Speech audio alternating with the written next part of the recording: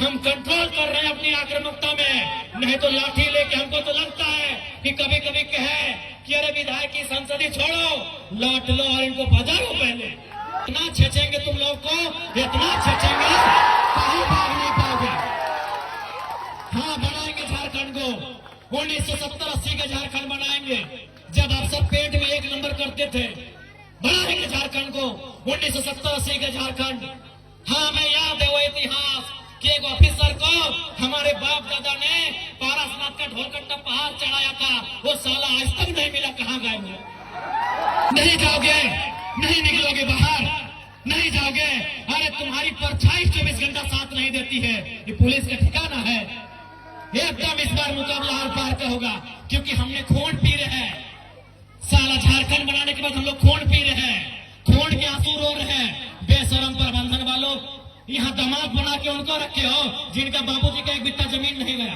तो बोल दे कि विधायक जी आप पब्लिकली बोल दीजिए तो हम बोल देंगे। मैं आपको बता रहा हूँ, इसी कोयला अंचल से हमारे नाम से 1.5 करोड़ का सुपारी दिया गया था, लेकिन जिसको दिया गया उस शूटर ने क्या कहा मालूम है? कि जयराम महतो में हम अपना बचपन देखते हैं, हम ये सुपारी नहीं लेंगे। ये इस विधायक की बोली ऐसी है। तुम करोड़ों का ठेका लेते हो, तुम अरबों का ठेका लेते हो, और हमारे लोग विदेशों में 12,000 की नौकरी के लिए मर जा रहे हैं। इसीलिए मेरा बोली है कि मार देंगे, फाड़ देंगे, और जरूरत पड़ा तो कबाड़ देंगे, झारखंड की धरती से कबाड़ देंगे। अब हम लोग गेट बंदी करने का काम करेंगे। और याद रखिए, गेट बंदी में अगर कोई लाठीचार्ज हुआ, अगर सीआईएसएफ ने लाठीचार्ज किया, झारखंड पुलिस ने लाठीचार्ज किया, तो हम सीआईएसएफ से झगड़ा नहीं करेंगे, हम झारखंड पुलिस से झगड़ा नहीं करेंगे। हम जो भी अफसर अब अंदर में बैठे हैं, बाहर अगर निकल गए तो खदेड़ के मार देंगे। और आपको भी कह दें, बिल्कुल अगर हम लोग धरना में बैठे, यदि गेट जाम हुआ, यदि तालाबंदी हुआ और सीआईएसएफ ने अगर लाठीचार्ज किया, यदि झारखंड पुलिस ने लाठीचार्ज किया, तो हम उनसे पंगा नहीं लेंगे। उसकी लाठी में जितना जोर है वो चलाएं। अगर हमारे शरीर में सहने की क्षमता है तो सहेंगे, लेकिन एक भी अफसर अगर गेट से बाहर निकल गया तो गाड़ देंगे। ये भी हम लोग का परम है। एक भी अफसर बाहर निकल गया, एक भी अफसर अगर बाहर में मिल गया, तो उसके साथ वही सलूक करेंगे जो सलूक हमारे साथ किया जाएगा। क्या आपकी भुजाओं में ताकत रही कि नहीं रही? मेरे झारखंड के लोगों, आपके बाजुओं में वो ताकत है या नहीं है? अगर है तो अपनी ताकत को आजमाइए, अपनी ताकत को परखिए, क्योंकि लड़ाई यार पार की है। अब हमें नहीं लगता है मांगने से अधिकार मिलेगा। अरे मांगने से मनचाहा भीख नहीं मिलता है, सवाल अधिकार का है। मांगने से मनचाहा भीख नहीं मिलता है, सवाल अधिकार का है। लड़ना होगा, भिड़ना होगा और सामने वाले को कबाड़ना होगा। अगर मेरा बात भड़काऊ लगे तो मेरा साथ छोड़ दीजिए, मुझे कोई हक नहीं है आपको भड़काने का। लेकिन अगर मेरा बात जेन्युइन लगे कि आज झारखंड में कोई मर्द का बच्चा है, कोई माई का लाल है, वो जयराम महतो है, जो कहता है सीना ठोक के कहता है और सही कहता है। क्योंकि मैं भी मानता हूं, मार देंगे, गाड़ देंगे, ये एक सभ्य भाषा नहीं है। मैं मीडिया बंधुओं में मानता हूं, मैं स्वीकार करता हूं, ये एक विधायक की भाषा नहीं है, एक पढ़े लिखे नौजवान की भाषा बिल्कुल नहीं है कि मार देंगे, गाड़ देंगे, नहीं है ये भाषा। लेकिन कहावत है ना कि मरता क्या नहीं करता। आज मेरे लोग दुबई में मर रहे हैं, आज मेरे लोग नाइजर में मर रहे हैं, आज मेरे लोग सऊदी में मर रहे हैं, आज मेरे लोग मलेशिया में मर रहे हैं, आज मेरे लोग सिंगापुर में मर रहे हैं, आज मेरे लोग देश विदेश में मर रहे हैं। इसलिए एक विधायक होने के बाद भी मेरी आवाज ये निकल रही है कि मार देंगे, गाड़ देंगे और जरूरत पड़े तो फाड़ देंगे। ये खुशी में नहीं बोल रहे हैं, ये मजबूरी में मेरी बोली है। मैं मानता हूं ये एक विधायक को कतई शोभा नहीं देता है, एक विधायक की बोली नहीं होनी चाहिए ऐसी। लेकिन क्या करे, क्या करे, अंदर से खून खोल रहा है, हमारे भाषा में बोलते हैं कि बिसाए के लिए, तितार के लिए, तब तक ये बोली निकल रहा है। और क्यों नहीं निकलेगा? 20 साल का नौजवान, 25 साल का नौजवान 12,000 15,000 की नौकरी के लिए विदेश जा रहा है और मर जा रहा है।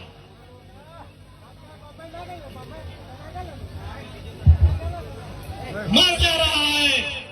25 साल का नौजवान जो 50 लड़के मरे विदेशों में और परदेशों में, पिछले 9 महीना में जो 50 भाई मर गए, उनकी उम्र 22 साल से 35 साल के बीच है। किसी का 4 महीना का बच्चा है। अरे कोई तो ऐसा है कि 4 महीना पहले शादी हुआ, एक भी बच्चा नहीं है, वो बेचारा विदेश में मर गया। इसलिए इस विधायक की बोली ऐसी है। तुम करोड़ों का ठेका लेते हो, तुम अरबों का ठेका लेते हो, और हमारे लोग विदेशों में 12,000 की नौकरी के लिए मर जा रहे हैं। इसीलिए मेरा बोली है कि मार देंगे, फाड़ देंगे, और जरूरत पड़ा तो कबाड़ देंगे, झारखंड की धरती से कबाड़ देंगे। क्योंकि तुम निर्दयी हो, तुम निर्दयी हो, तुम बेरहम हो। तुम्हें दिखाई नहीं देता है विस्थापितों का दर्द, तुम्हें सुनाई नहीं देता है छोटे छोटे बच्चों की चीख। तुम बेरहम हो। हम विधायक इसलिए गाली में कंट्रोल कर रहे हैं, नहीं तो आज तुम्हें दिखाई नहीं देता है रेतों की पीड़ा, इनका आंसू, इनका तकलीफ। आज रेतों के बच्चे परदेशों में हैं, विस्थापितों के बच्चे विदेशों में हैं, और क्या 12,000 15,000 की नौकरी के लिए मर जा रहे, बुरी तरह मर जा रहे हैं। शरीर देखने लायक नहीं होता है जब वो आता है। मां इनकार कर देती है हल्दी देने से। अरे मरने के बाद हमारा नियम है हल्दी देना, मां इनकार कर देती है, हल्दी नहीं देंगे बॉडी में। पत्नी देख नहीं पाती है शरीर को। इसलिए सुन लो डीवीसी वालों, इस बार अगर धोखाधड़ी हुआ तो भाड़ में जाए विधायकी।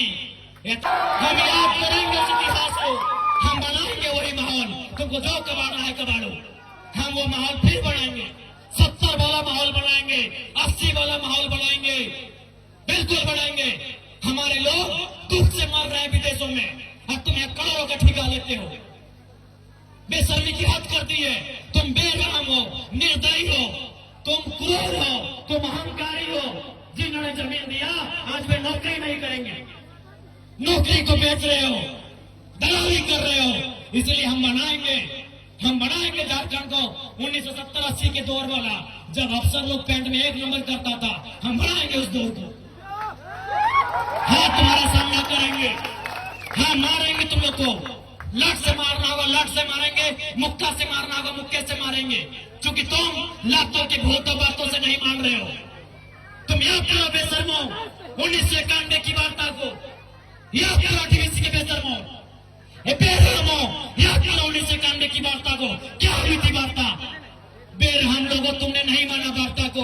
हम ठेका लिए रिजर्वेशन बनने का, हमने ठेका लिया है, पटक के मारेंगे, एकदम मारेंगे। तुम्हारे बच्चे हमारे बच्चे क्या है? भिखमंगे। तुम्हारी बीबी अच्छी साड़ी पहनेगी, तुम्हारे बच्चे महंगे स्कूलों में जाएंगे, हर साल हम भीख मांगेंगे। तुम गद्दार हो, तुम बेरहम हो, तुम घमंडी हो। तुमने नहीं माना 1991 की वार्ता को जो विनोद बाबू के नेतृत्व में हुआ था। तुमने नहीं माना एक उस वार्ता को जो रेतों के नेतृत्व में हुआ था। आज 35 साल बीत गए, आज 35 साल बीतने को है उस वार्ता को। इसलिए अब हम भी राजा हरिश्चंद्र बनने का जिम्मा नहीं लिए हैं, हम भी बुद्ध बनने का ठेका नहीं लिए हैं। हम चंडाल बनना होगा, चंडाल बनेंगे और आपको सबक सिखाएंगे। देखते हैं कौन डीसी कितनी देर मदद करता है, देखते हैं कौन एसपी आपकी मदद करता है, अरे देखते हैं कौन थानेदार मदद करता है। नहीं जाओगे, नहीं निकलोगे बाहर, नहीं जाओगे। अरे तुम्हारी परछाई 24 घंटा साथ नहीं देती है, ये पुलिस का ठिकाना है। एकदम इस बार मुकाबला हर पार का होगा, क्योंकि हमने खून पी रहे हैं। साला झारखंड बनाने के बाद हम लोग खून पी रहे हैं, खून के आंसू रो रहे हैं। बेशरम प्रबंधन वालों, यहाँ दामाद बना के उनको रखे हो जिनका बाबूजी का एक बित्ता जमीन नहीं गया। यहाँ दामाद उनको बना के रखे हो जिनका बाप का एक बित्ता जमीन नहीं गया है, जिनका जमीन गया, जिनका घर गया, जिनका परिवार उजड़ा, वह भीख मांगेंगे। इसलिए भीख नहीं मांगेंगे, अब अपना निवाला छीन के लेंगे। जरूरत पड़े तो गर्दनमा अपने हलक के नीचे से छीन के निकालेंगे।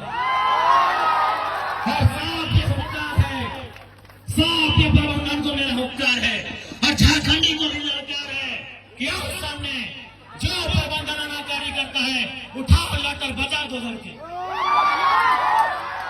हाँ, कैसे नहीं मिलेगा? अरे तुम क्या सोचते हो झारखंड फ्री में मिला? जब झारखंड ऐसे नहीं मिला तो नौकरी ऐसे मिलेगा? मिलेगा ऐसे? झारखंड ऐसे मिला? कितने लोग मरे? अरे दुनिया छोड़ो, यहाँ बताओ कितने लोग मरे हैं? अरे बोकारो जिला में बताओ ना, नाम गिनाएंगे तो सुबह से शाम हो जाएगा। एक जिला में सुबह से शाम हो जाएगा।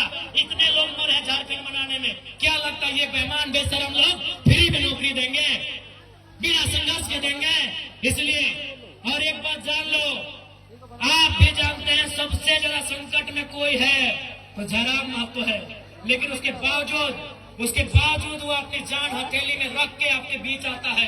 ताकि मैं भी मानता हूँ अगर आज हम लोग नहीं जागे तो हमारे पास एक इंच जमीन नहीं बचेगा, हम दर बदर की ठोकरें खाएंगे, हम बेघर हो जाएंगे। इसलिए तुम्हें इसलिए लड़ना है कि बाल बच्चों का भविष्य सुरक्षित हो सके। आपको क्या लगता है ये चर्चा नहीं करते हैं? ये चर्चा नहीं करते हैं कि जयराम महतो को रास्ते से हटा दिया जाए? मैं ये खुलासा कर रहा हूँ और ये खुलासा मैं जिस दिन वो शूटर अगर वो बोल दे कि विधायक जी पब्लिकली बोल दीजिए तो हम बोल देंगे। मैं आपको बता रहा हूं, इसी कोयलांचल से हमारे नाम से 1.5 करोड़ का सुपारी दिया गया था, लेकिन जिसको दिया गया उस शूटर ने क्या कहा मालूम है? कि जयराम महतो में हम अपना बचपन देखते हैं, हम ये सुपारी नहीं लेंगे। उसने अपने लोगों को मेरे पास भेजा और बोले कि जाकर उनको अलर्ट कर दीजिए, हम लोग सुपारी रिटर्न कर रहे हैं। लेकिन कोई दूसरा ले लेगा तो फिर हम लोग गारंटी नहीं लेंगे। उनको बोलिए वो सुरक्षित रहे, लेकिन हम उनका नाम और सारी चीजों को क्लियर इसलिए नहीं करेंगे क्योंकि एक प्रोटोकॉल होता है। अगर वो शख्स बोल दे कि अब पब्लिक के लिए प्रेस में आके बोल दीजिए, हम उस दिन बोलने में हमको डर नहीं लगेगा। 1.5 करोड़ का सुपारी सिर्फ इसलिए गया था कि ये सब पे बात करता है, ये कंपनी पे बात करता है, कोयला पे बात करता है, ये करप्शन पे बात करता है। ये आपको मैं एक सच्चाई अपनी बता रहा हूँ। लेकिन उसने लेने से इनकार कर दिया कि जयराम महतो में हम अपना बचपन देखते हैं। आज भी मिट्टी से निकलकर बाहर आया है। तो इनको ये आपको क्या लगता है कि इनको हमारे शब्दों से, हमारे विचारों से, हमारी आवाज से इनके पेंट गिली नहीं हो रही है? ये तैयारी कर रहे हैं, ये इस बात की तैयारी कर रहे हैं कि शक्तिनाथ महतो की तर्ज पर इसे हटा दिया जाए। ये इस बात की तैयारी कर रहे हैं कि हमें ठिकाने लगा दिया जाए।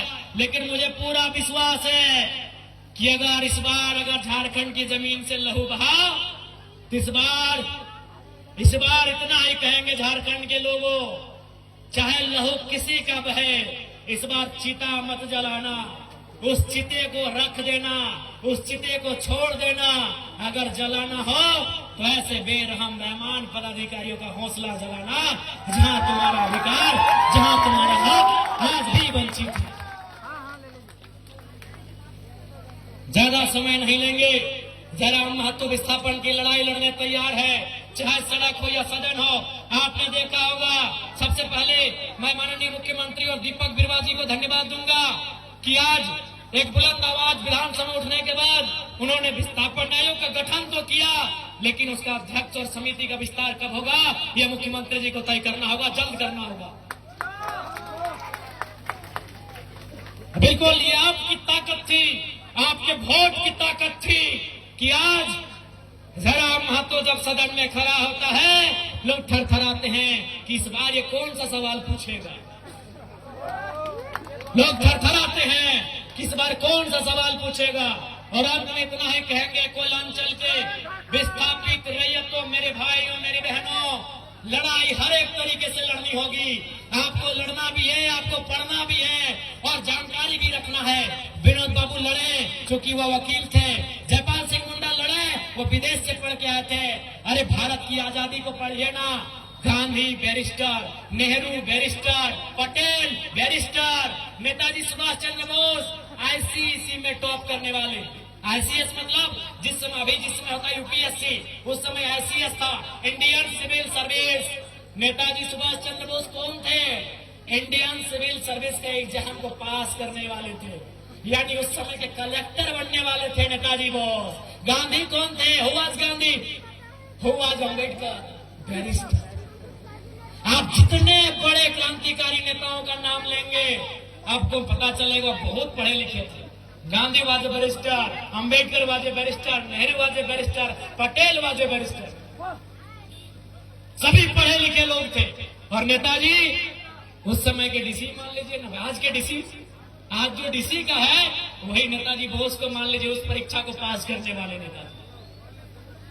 इसलिए पढ़ना भी होगा, तुम्हें जानना भी होगा, तुम्हें अध्ययन करना होगा, तभी इस लड़ाई को सार्थक कर पाएंगे। क्योंकि रात हो जाएगी, हमको भी लगता है कि बात करने से तो रात और फिर सुबह हो जाएगी, लेकिन फिर आपको घर जाना है। और मैं प्रबंधन को साफ कह दूंगा, अगली लड़ाई के लिए तैयार है, अगली बार गेट बंदी तालाबंदी के लिए तैयार है। अगर आपकी तरफ से अनहोनी हुई तो अनहोनी का उत्तर अनहोनी से दिया जाएगा, अनहोनी का उत्तर अनहोनी से।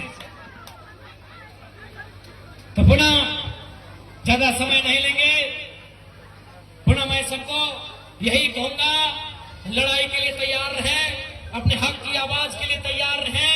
अब आमना सामना होगा, लड़ाई यार पार की होगी, इस बात के लिए आप तैयार रहेंगे।